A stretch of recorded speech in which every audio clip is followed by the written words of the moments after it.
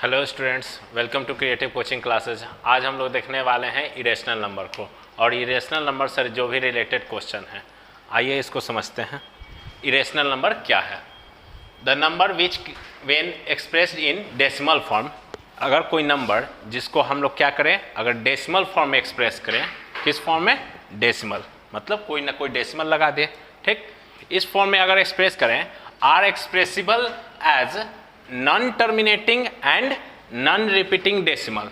तो वो किस फॉर्म में एक्सप्रेस होना चाहिए? तो non terminating and non repeating. Non terminating का पहले ही हम अर्थ बता चुके हैं, जिसका अंत न हो। तो इसमें अंत हो रहा है क्या? नहीं, डॉट डॉट बढ़ते जा रहा है।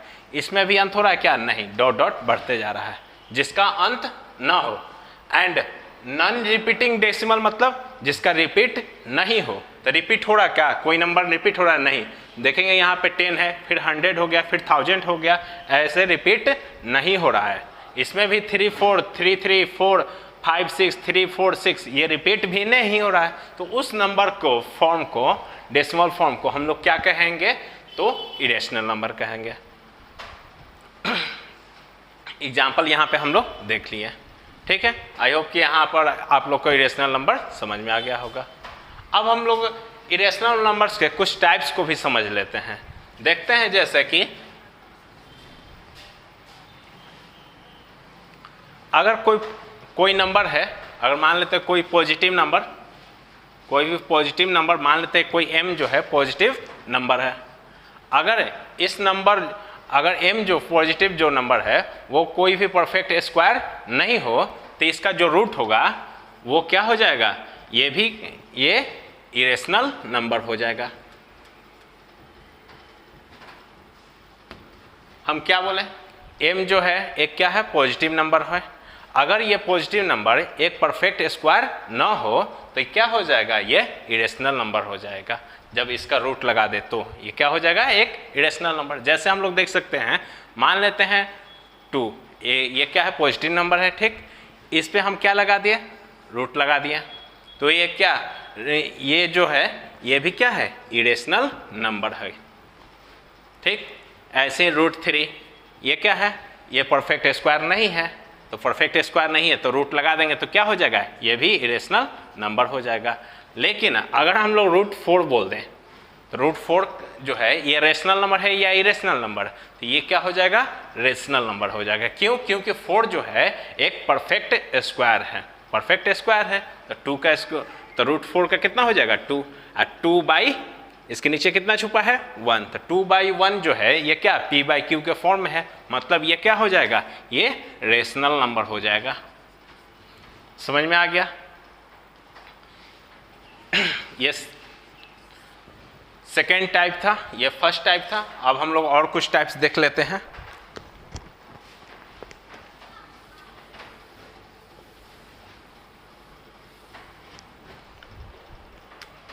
थर्ड टाइप अगर हम देखते हैं, अगर कोई नंबर, मान लेते हैं m जो नंबर है ये क्या है? पॉजिटिव नंबर होना चाहिए। कैसा नंबर होना चाहिए? पॉजिटिव।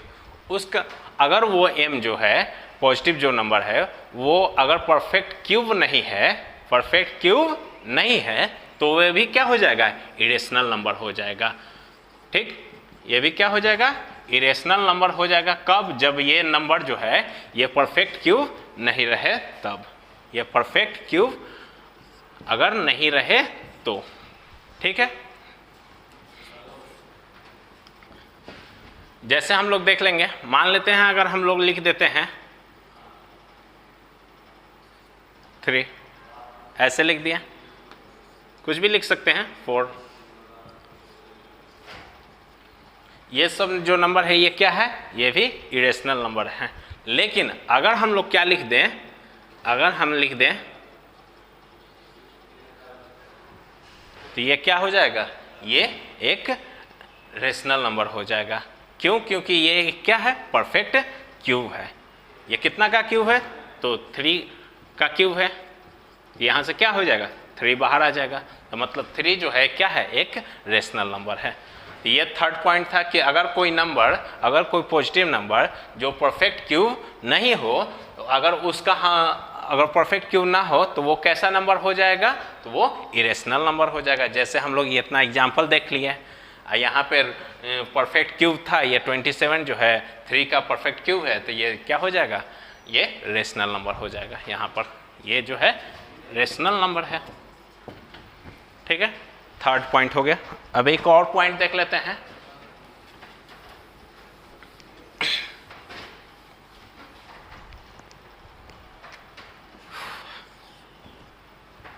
पाई जो होता है उसको क्या माना जाता है, तो irrational number.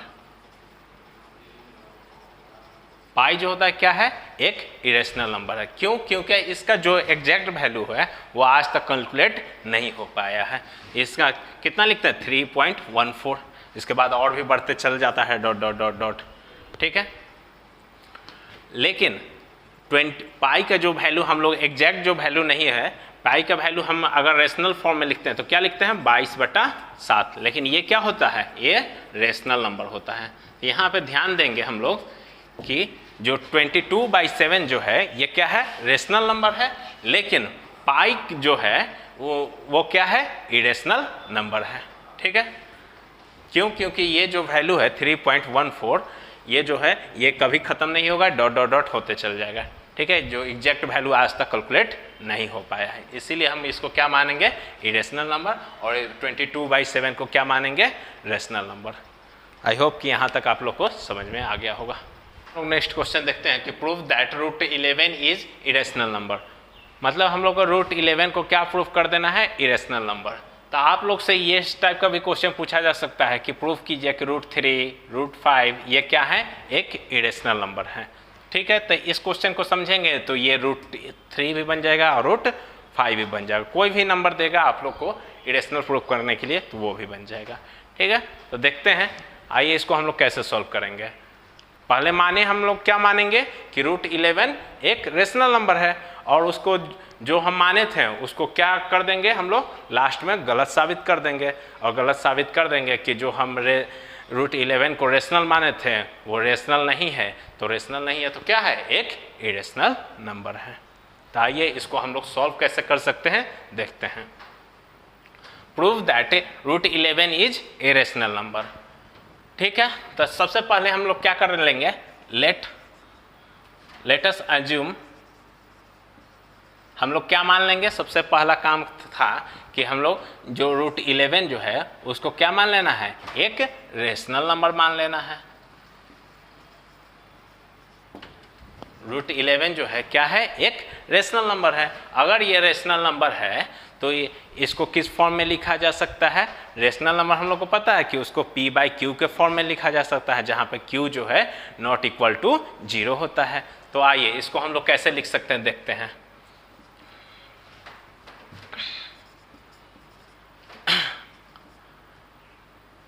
Root 11 is equal to a/b के फॉर्म में लिख सकते हैं हम लोग। क्या लिख दिए, रूट 11 को हम लोग किस फॉर्म में लिख दिए, a/b। और a/b क्या है, हम बताए ना कि ये जो है रूट 11 इसको हम लोग क्या मान लिए है, रेशनल नंबर। तो रेशनल नंबर को p/q के फॉर्म में लिखा जा सकता है, तो p/q के फॉर्म में हम लिख दिए, p के जगह हम a लिख दिए और q के जगह b लिख दिए हैं। ठीक है, और यहाँ पे a और b क्या होना चाहिए, ये को प्राइम नंबर होना चाहिए। क्या होना चाहिए, को प्राइम नंबर होना चाहिए। को प्राइम नंबर किसको कहते हैं, ये एक ऐसा नंबर का जोड़ा है, पेयर है, जो जिसका कॉमन फैक्टर जो है सिर्फ 1 की होना चाहिए, 1 के अलावा और कोई भी कॉमन फैक्टर नहीं होना चाहिए। ठीक, जैसे हम लोग देख सकते हैं 3 और 5, ये इसका कॉमन फैक्टर जो है कितना होना चाहिए, सिर्फ 1 होना चाहिए। ये दोनों नंबर जो हैं ये सिर्फ 1 से ही डिवाइड होंगे और कोई भी कॉमन नंबर से नहीं डिवाइड होंगे। जैसे ये और भी कोई कॉमन नंबर से डिवाइड हो रहे हैं क्या, नहीं। ठीक है, और भी देख सकते हैं हम लोग, जैसे 4 और 9 लिख दें, ये भी जो नंबर हैं ये भी को प्राइम नंबर्स हैं। कैसे, तो 4 जो है किससे डिवाइड हो रहा है, तो 2 से तो डिवाइड हो जा रहा है। 9 जो है 2 से डिवाइड हो रहा है क्या, नहीं। ये 9 जो है किससे डिवाइड हो रहा है, 3 से भी डिवाइड हो जा रहा है, लेकिन ये 3 से डिवाइड नहीं हो रहा। मतलब कहने का अर्थ कि कॉमन जो नंबर है उनसे ये डिवाइड नहीं हो रहा है। तो हो रहे हैं किससे भाई, तो सिर्फ 1 से हो रहे हैं। तो 1 से तो ये भी डिवाइड हो जाएगा, 1 से ये भी डिवाइड हो जाएगा, ये भी डिवाइड हो जाएगा, ये भी डिवाइड होगा। मतलब ये जो है क्या है, तो को प्राइम नंबर्स के पेयर्स हैं। ठीक है।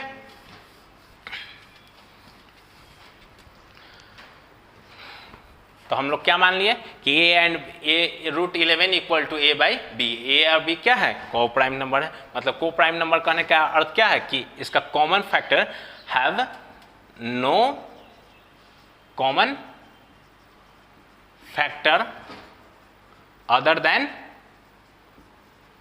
1। ये बात ध्यान देंगे हम लोग, have no common factor other than 1। ठीक है। अब हम लोग देख लेंगे, अगर इसके बाद हम लोग क्या कर दे, दोनों साइड क्या कर दें, स्क्वायर कर देते हैं, तो क्या हो जाएगा, रूट 11 का स्क्वायर करेंगे तो सिर्फ क्या हो जाएगा, 11 हो जाएगा। A square by B square on squaring both side. ठीक है। अब हम लोग देख सकते हैं, इसको हम लोग इधर मल्टीप्लाई कर दें अगर बी को, तो क्या लिख सकते हैं, 11 b square equal to a square. अब यहाँ से हम लोग लिख सकते हैं क्या कि 11 जो है डिवाइड्स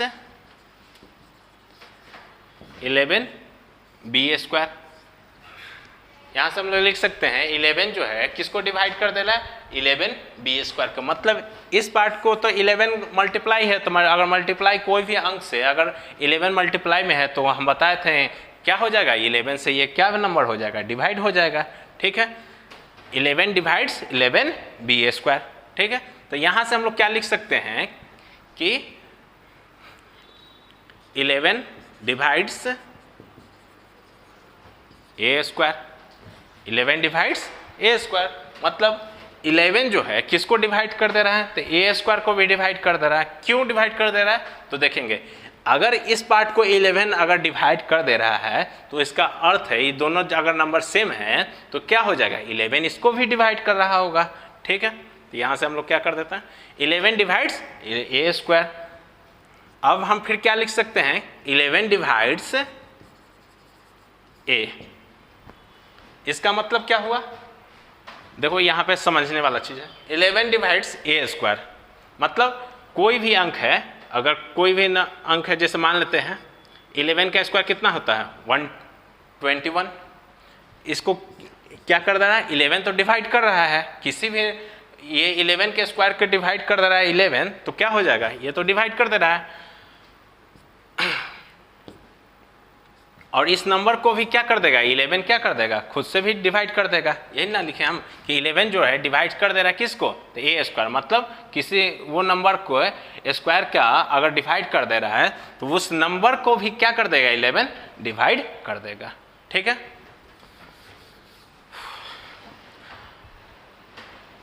अब ये जो पार्ट है, इस पार्ट को हम लोग क्या करेंगे, फिर से एक बार और दोहराएंगे। कैसे, तो आइए देखते हैं। आइए यहाँ से फिर से हम इसी पार्ट को कोशिश करेंगे कि दोहराने का। ठीक। तो कैसे हम लोग दोहराएंगे, तो देखेंगे हम लोग क्या मान लेंगे, लेट ए इक्वल टू, अब हम लोग क्या माने हैं, लेट ए इक्वल टू कितना मान लेंगे, जितना का रूट पूछ रहा है, कितना का पूछ रहा है, तो रूट 11 का। तो हम क्या मान लेते हैं, 11c। सी कोई अदर नंबर है। ए इक्वल टू क्या मान लेंगे, 11c। अगर रूट 5 का पूछता थे क्या मानते, ए इक्वल टू 5c मानते। अगर रूट 3 का पूछता तो a इक्वल टू 3c मानते। ठीक। अब ये जो नंबर है a जो है, इसको a इक्वल टू कितना मान लिए हैं, 11c। इसको हम लोग कहाँ पुट कर देंगे, तो किसी भी इक्वेशन में हम लोग पुट कर देते हैं। इसमें हमको इसको इक्वेशन कितना मान लेते हैं हम लोग, फर्स्ट मान लेते हैं। तो इसमें अगर हम पुट कर देते हैं तो देखेंगे, on putting the value of a equal to 11c in equation first. ठीक है। तो क्या हो जाएगा वहां से, 11b square equal to a square है। ठीक। 11b square equal to a की जगह कितना मान लेते हैं, 11c।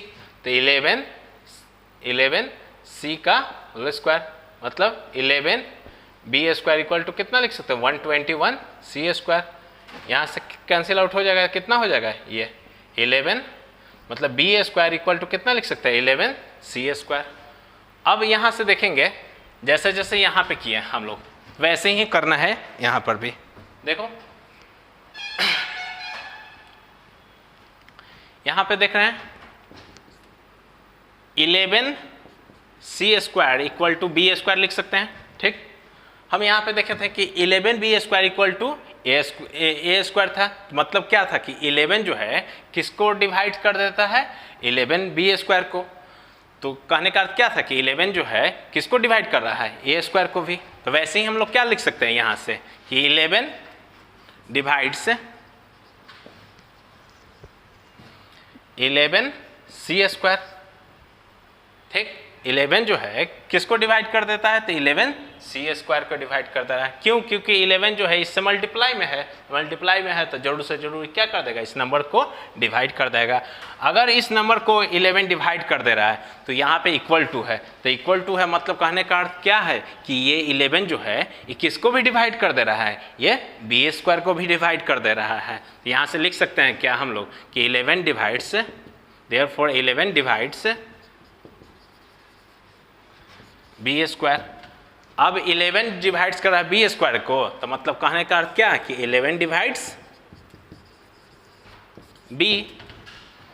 ठीक है, मतलब किसी भी नंबर के स्क्वायर को अगर 11 डिवाइड कर दे रहा है तो उस नंबर को भी 11 क्या कर देगा, डिवाइड कर देगा। ठीक है, अब यहां से देखेंगे कि हम लोग यहां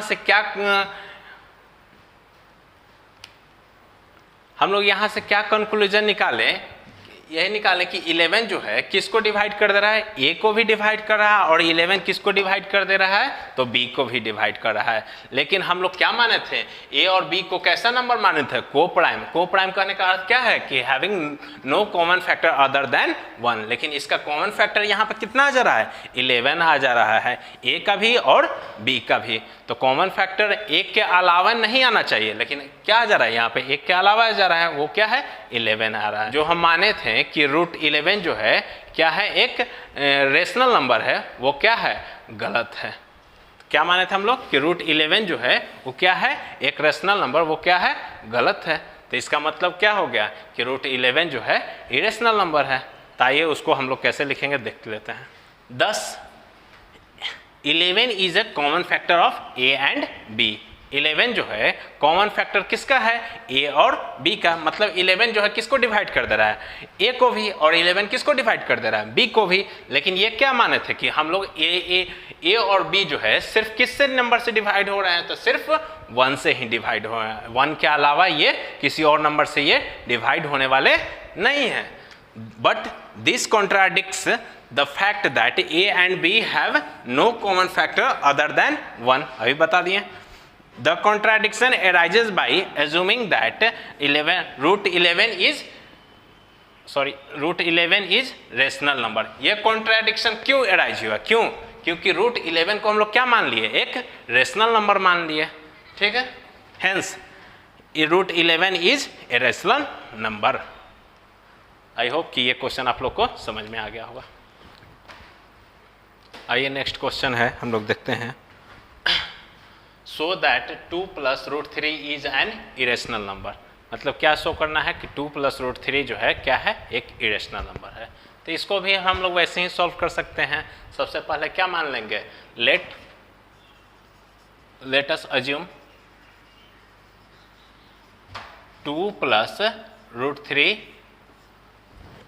को क्या मान लेते हैं, इज अ रेशनल नंबर। इसको हम लोग क्या मान लेते हैं, एक रेशनल नंबर मान लेते हैं। 2 प्लस रूट 3 को क्या मान लेते हैं, एक रेशनल नंबर मान लेते हैं। तो देखेंगे 2 प्लस रूट 3 रेशनल नंबर है, तो इसको किस फॉर्म में लिखा जा सकता है, a बाई b के फॉर्म में लिखा जा सकता है। ठीक है, where a and b are क्या है, ये कैसे नंबर है, तो को प्राइम नंबर्स हैं। मतलब having no other factor other than 1। ठीक है, अब हम लोग देख रहे हैं,